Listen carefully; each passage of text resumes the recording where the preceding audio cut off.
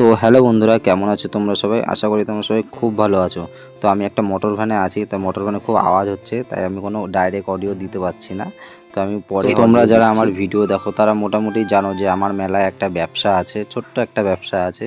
তো সেই নিয়েই আজকের এই ভিডিও। তো অনেক দিন ধরেই কোনো আমাদের হাতে মেলা ছিল না। তো অনেক দিন পরে একটা মেলা পেলাম, সেটা হলো লোকনাথ পুজোর মেলা। তো মোটামুটি মেলাটা আমাদের বাড়ির থেকে মোটামুটি 20 কিলোমিটার দূরে। তো এই যে NH-12 এই রাস্তাটা ধরে আমরা যাচ্ছি, আর এদিকে নয়ন সকালবেলায় আমাদের জন্য টিফিন নিয়েছে রাস্তার থেকে।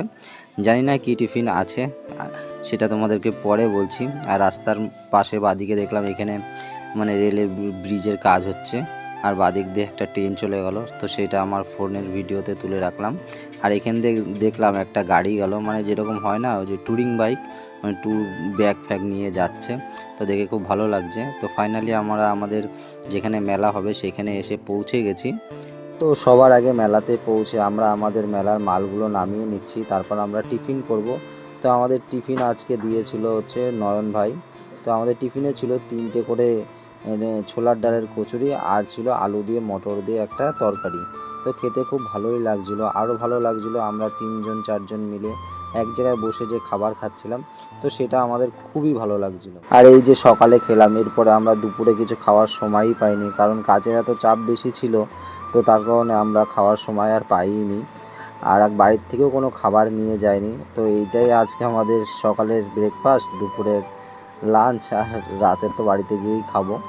তো এইখানে আমরা মালগুলো রেখেছি, এবার আমরা আমাদের ঘরগুলো করব। তো তার আগে তোমাদের এই মেলাটা আগে দেখিয়ে দিই ভালো করে। তো এইখানে যে বিরাট ছাউনি দেওয়া যে জায়গাটা দেখছো, এইখানে সবাই লাইন দিয়ে পুজো দেবে, তাই ছাউনিটা দেয়া আছে।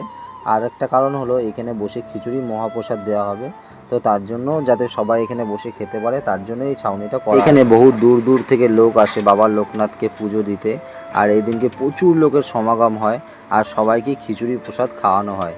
আর ওই যে দূরে যে জায়গাগুলো দেখছো, ওখানটায় খিচুড়ি প্রসাদ রান্না হয়ে যাওয়ার পরে ওইখানটা রাখা হয়। চলো তোমাদেরকে আরও কাছের থেকে দেখাচ্ছি। এই যে যে বড় জায়গাগুলো দেখছো, এখানে সমস্ত খিচুড়ি প্রসাদ রান্না করার পরে এইখানে রাখা হবে, তাই এই জায়গাটা পরিষ্কার করা হচ্ছে। আর বছরে একবারই এই জায়গাটার কাজে আসে, সেটা হচ্ছে এই লোকনাথ পুজোর দিন। তো এখন আমাদের কাজ করার পালা, দোকানটা রেডি করতে হবে। আর এত গরম, মানে পুরো খোলা আকাশে রোদের নিচে আমাদের কাজ করতে হচ্ছে। প্রথমে আমি অ্যাঙ্গেলগুলো ভালো করে পরিষ্কার করে তারপর আমি একটা স্ট্রাকচার। আর এই গরমের মধ্যে এই রোদের মধ্যে কাজ করতে এতটা পরিমাণে কষ্ট হচ্ছিল, সেটা আর বলে বোঝার মতো না।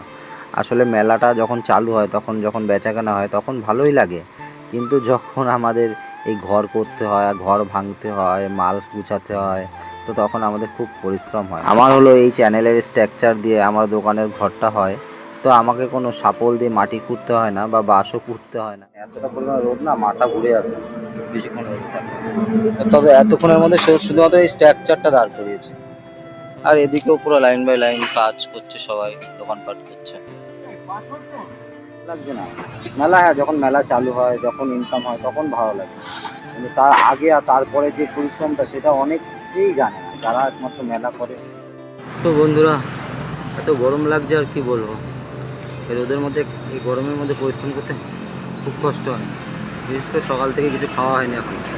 দেখতেই পাচ্ছ আমার চেহারা কতটা খারাপ হয়ে গেছে। তো আজকের মতো আমি দোকানটা কমপ্লিট করে রেখে তারপর আমি চলে যাবো বাড়ি, আবার কালকে আসবো। তো দেখাচ্ছি কতটুকু কমপ্লিট করলাম কি না করলাম। তো চলো তোমাদেরকে দেখাচ্ছি। এই যে এটা দোকান, ওইখানে মালগুলো ঢেকে রাখলাম। তো দোকানটা যখন পুরোটা কমপ্লিট হবে তখন দেখবো সুন্দর লাগবে।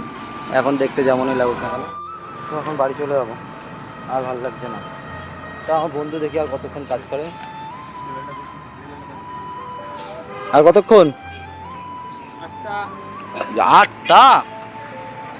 হ্যালো বন্ধুরা, আমরা এখন বাড়ি চলে যাচ্ছি। আমরা না, আমি বাড়ি চলে যাচ্ছি, কারণ আমার বিকালে একটু কাজ আছে। আর এদিকে বন্ধুরা এখনও কাজ করছে। এ একটা বন্ধু এখন খাওয়া দাওয়া করছে।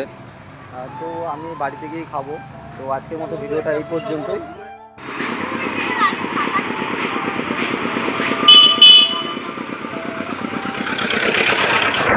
ফাইনালি বন্ধুরা, বউ এতক্ষণ পরে নিতে আসলাম, অনেকক্ষণ বাসের থেকে নেমে অনেকক্ষণ দাঁড়িয়ে। তুমি যখন ফোন করলা তখন আমি ঘর মুছছিলাম, ঘর মুছলাম, স্নান করলাম, তারপরে আসলাম। এই ছেলে কি কাঁদছে এখনো।